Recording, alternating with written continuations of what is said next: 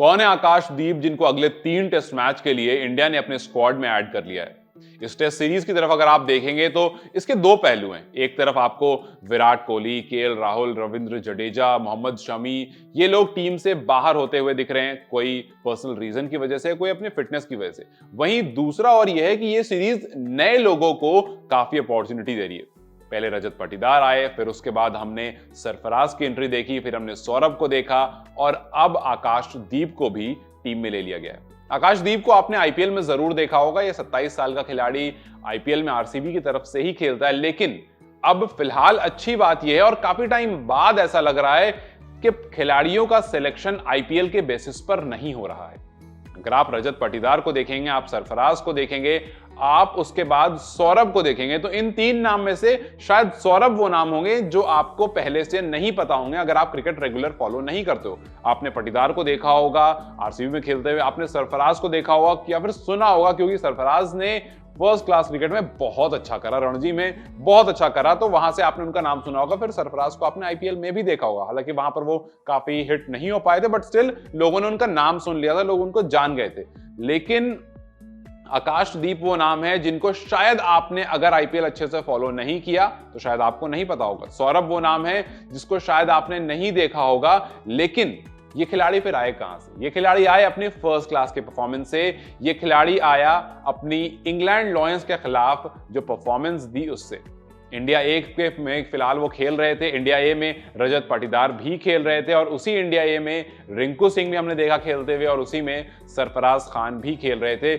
27 साल का आकाशदीप जो है ये बंगाल के हैं, बंगाल के तेज गेंदबाज है जिनको आपने आरसीबी में खेलता हुआ देखा होगा।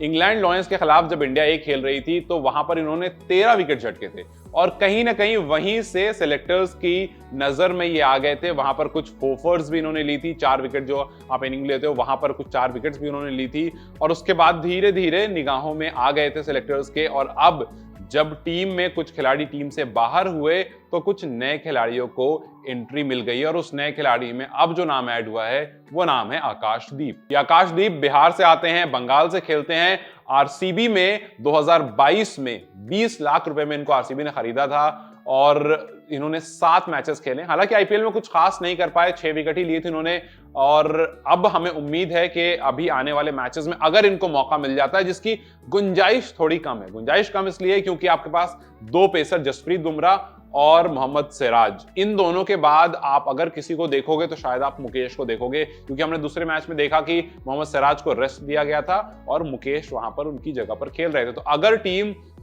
2 पेसर के साथ जाएगी तो वो मोहम्मद सिराज और जसप्रीत बुमराह ही होंगे, क्योंकि फिलहाल आप 3 पेसर के साथ नहीं जा सकते हो। तो आकाशदीप टीम में जरूर शामिल हो गए और इससे उनकी कॉन्फिडेंस को काफी बूस्ट मिलेगा, क्योंकि जब वो आईपीएल में खेल रहे थे तो वहां पर उनके कप्तान फाफ डु प्लेसी काफी ज्यादा उनसे इंप्रेस भी हुए थे। उन्होंने एक मैच के बाद कहा था कि देखिए दिनेश कार्तिक तो हम सब जानते हैं वो कैसा खेलते हैं, लेकिन उस मैच में दिनेश कार्तिक की परफॉर्मेंस भी आई थी तो उन्होंने कहा था कि दिनेश कार्तिक को हम जानते हैं बट आकाशदीप से मैं काफी ज्यादा इंप्रेस हुआ, उसकी स्पीड से मैं काफी इंप्रेस हुआ हूं और जिस तरह से वो गेंदबाजी करता है, जो गुड लेंथ वो पकड़ के रखता है, उससे मैं काफी इंप्रेस हुआ हूं। तो उस टाइम पर फाफ डु प्लेसी काफी इंप्रेस हुए थे। तो कहीं ना कहीं आईपीएल में बहुत अच्छी परफॉर्मेंस नहीं आई थी, बट कहते हैं ना कि हीरे को जो है वो जोहरी तराश लेता है। शायद फाफ को उस टाइम पर पता चल गया था कि ये खिलाड़ी कुछ बेहतरीन कर सकता है और शायद इसी वजह से सिलेक्टर्स ने इनको टीम में शामिल किया। तो जब टीम में शामिल होते हो, आप बड़े बड़े खिलाड़ियों के साथ परफॉर्मेंस करते हो, प्रैक्टिस करते हो और फिर अगर मौका मिलता है तो आप परफॉर्मेंस भी करते हो। तो चलिए देखते हैं ये आकाशदीप वापस आते हैं अपनी सिलेक्शन, अपनी टीम में तो आ गए हैं, स्क्वाड में आ गए, लेकिन क्या ये